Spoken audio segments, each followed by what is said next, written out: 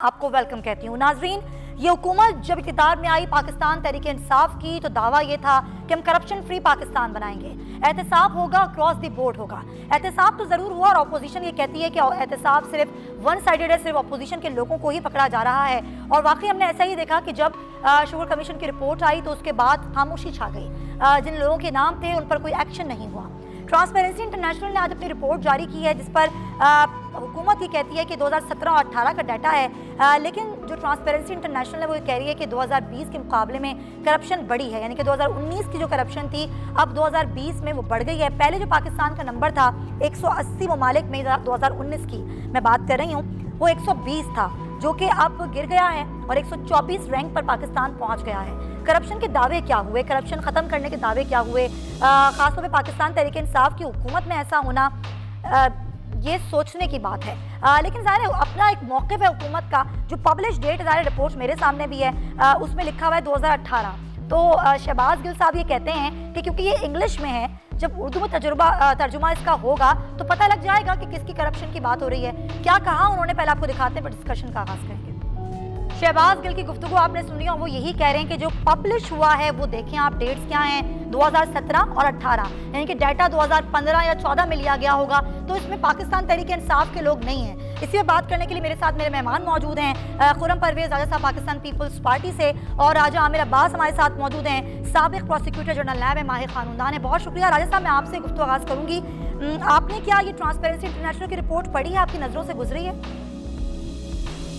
Details तो नहीं गुजरी, लेकिन उसकी जिस्ट मैंने पढ़ी है। और ये शहबाज गिल साहब सही फरमा रहे थे कि ये जो डाटा कलेक्शन था, ये जो पीरियड था, ये 2017-18 का है। अब 2017-18 में वही जो सिस्टम एक चल रहा था, ऑल दो एमनेस्टी इंटरनेशनल की रिपोर्ट्स होती हैं, उनको कोई इतना अब नहीं समझा जाता, क्योंकि उसमें एक चीज उन्होंने लिखा कि ये जो पिछले 2 सालों में नैब की कारकर्दगी रही और नैब को जो एक फ्री हैंड दिया गया 380 अरब रुपया, 380 अरब रुपया नैब ने रिकवरी की, जो पिछले 10, 15, 20 साल में इसका 1/10 भी नहीं रिकवर कर सकता था। तो ये 380 अरब आपका हमारा वही लूटेड एंड प्लंडर्ड अमाउंट है कि जो कि मुख्तलिफ लोगों ने यहाँ पे लूट मार की थी। तो ये एक अच्छा साइन है और मैं समझता हूँ कि तहरीक-ए-इंसाफ, क्योंकि नैब में कवानीन में सुकून है, कुछ उसमें इश्यूज हैं, तो अगर ये इनको इसमें रिफॉर्म्स लानी थी जो कि नहीं ला सके ऑपोजिशन की वजह से, तो वक्त आ गया है कि इनके नेशनल असेंबली में इनकी मेजोरिटी है और अगर मेजोरिटी दे जाते हैं मार्च में, तो फिर इनके पास कोई उज़र नहीं होगा कि इन कवानीन को मजीद सख्त करें और मजीद ये करप्शन के नासूर को इस मुल्क से खत्म करें और लूटी हुई रकूम वापस लेके आए और सरकारी खजाने में डालें। लेकिन ज़ाहिर जो बात आप भी कर रहे हैं वो ज़ाहिर है मेरे पास भी सारी डिटेल्स मौजूद हैं। वाकई नैब ने रिकवरी की, नैब ये दावा भी कर रहा है, लेकिन उसके बाद करप्शन ख़त्म होने के दावे, अब ज़ाहिर है इसका डिफरेंट एंगल जो कि अपोजिशन पेश करती है कि जी ये तो दावे तो पाकिस्तान तहरीक-ए-इंसाफ की हुकूमत के थे, अगर हम आज बात करें तो ऐसा नहीं हुआ है। तो वाकई क्या एक आम आदमी उसके समझने के लिए ये आसान होगा कि करप्शन किस दौर में हुई, 17 में हुई, 18 में हुई या 19 में हुई? देखिए, एक आम आदमी को जाहिल नहीं समझना चाहिए। एक आम आदमी को 17 और 18 का भी पता है और उसको 2020 और 21 का भी पता है। एक आम आदमी को ये भी पता है कि हम देखते थे कि जो पहले हमारी नेशनल असेंबली के जब इलेक्शंस होते थे और जो हुकूमतें आती थी, तो सेक्रेटरीट में 2 ही चीजें नजर आती थी, बगलों में फाइलें होती थी, FIA में लगना होता था, किसी ने जाके पैसे दे के घोस्ट टीचर लगना होता था, किसी ने NHA के ठेके लेने होते थे लोगों के।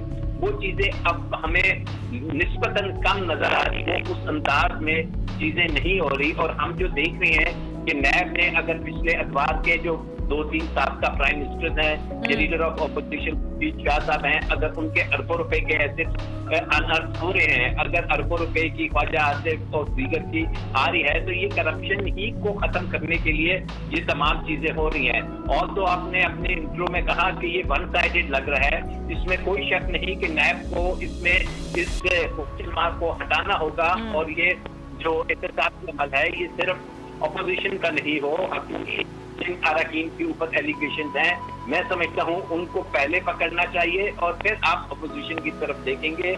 और करप्शन सिर्फ सियासतदानों की नहीं है, नैब को ये भी साबित करना पड़ेगा कि यहाँ पे बड़े बड़े जो माफियाज हैं, जिनमें LNG वाले हैं, जिनमें शुगर वाले हैं, जिनमें ये आई हैं, आपने दुरुस्त कहा कि इनको भी जब तक आप कटहरे तक नहीं पहुंचाएंगे, इनसे भी रिकवरी नहीं करेंगे, तब तक ये नैब का जो अमल है, जो कि सुप्रीम कोर्ट की जजमेंट आई है, जी हाँ। जिसमें उन्होंने कहा है कि लॉपसाइडेड है, वन साइडेड नजर आ रहा है, उस असर को उन्हें जाहिर करना होगा। लेकिन आमिर साहब, ये कैसे होगा? अब देखें, प्रोसिक्यूशन की अगर अब बात करें, आप मुझसे ज़्यादा बेहतर समझते हैं कि वो इतनी वीक होती है कि वो साबित ही नहीं कर पाती। उसके मुकाबले में जो मुल्जिम होता है, उसके वकील इतने तगड़े होते हैं, अगर मैं आम अल्फाज में कहूँ, कि वो उनका मुकाबला ही नहीं कर पाती प्रोसिक्यूशन। जो सुकम है, उनको दूर करने के लिए हुकूमत की कितनी जिम्मेदारी बनती है? देखिए, हुकूमत की जिम्मेदारी ऐसे बनती है कि प्रोसिक्यूशन को, सुखम को या इसको मजबूत करना कोई रॉकेट साइंस नहीं है। अभी आपका 1 माह रह गया है प्रोसिक्यूटर जनरल नैब का, उसका टाइम पूरा हो रहा है। अब इन्होंने नया प्रोसिक्यूटर जनरल नैब लगाना है विद इन 1 मंथ। तो आप एक ऐसे काबिल शख्स को लगाइए, उसकी तनख्वाह कम नहीं होती, मिलियन के करीब उसकी तनख्वाह होती है, और उसको फिर ऐसे काबिल को लगाएंगे तो वो नीचे प्रोसिक्यूटर्स भी अच्छे लेके आएंगे। चेयरमैन नैब भी आपके सितंबर अक्टूबर में फारिग हो जाएंगे। तो हुकूमत को चाहिए कि तरीका कार भी बदले और ऐसे शख्स को लगाया जाए कि जिसके ऊपर कोई उंगली ना उठाई जा सके और जिसको वाकई इस मुल्क से, इस कौम से प्यार हो और वो वाकई एहसास रखता हो कि ये जो पैसा है ये आपका, हमारा, गरीब आदमी का है, जो कि लंदन में और दुबई में कहीं हमें फ्लैटों की शक्ल में नजर आता है, कहीं शुगर मिलों नजर में आता है, कहीं पापड़ वाले और उनके अकाउंट्स में नजर आता है। तो ये करना कोई मुश्किल बात नहीं। अच्छे ईमानदार शख्स, right person at the right place लगाइए तो जरूर ये होगा। तो जरा मैं चाहूंगी आखिर में आप और वाज़ेह कर दें जो आपने शुरू में बात की कि शहबाज गिल साहब ठीक कह रहे हैं, ये डाटा पहले का है, हुकूमत करने की कोशिश कर रही है ठीक चीजें, लेकिन ये 2019 में करप्शन नहीं हुई। ये डाटा पहले का है, इसलिए डाटा जो कंप्लीट हुआ है उस हिसाब से ट्रांसपेरेंसी इंटरनेशनल की रिपोर्ट है। देखिए, करप्शन कोई ऐसा इलेक्ट्रॉनिक स्विच नहीं है कि जिसको ऑफ कर देंगे तो खत्म होगा। जनरल दयाल से लेके अब तक हमारे मुल्क में करप्शन को इस अंदाज में यहाँ पे लेके आया गया है कि उसको एक हमने नॉर्म ऑफ द डे समझ लिया है। हमने समझ लिया कि ये ऐसा काम है कि जो कि होना ही होना है। जब हमजा शहबाज शरीफ जाके बच्चों को कहता है कि बच्चों करप्शन तो होती है, जब मियां नवाज शरीफ कहता है कि किसी को क्या है अगर मेरे एसेट्स मेरे इनकम से ज्यादा है तो इनको खत्म करने के लिए यकीनन आपको वक्त दरकार होगा। आपको उस सिस्टम को, उन इदारों को, उन लोगों को रिफॉर्म करना पड़ेगा, चेंज करना पड़ेगा, जो कि वक्त लेगा। सब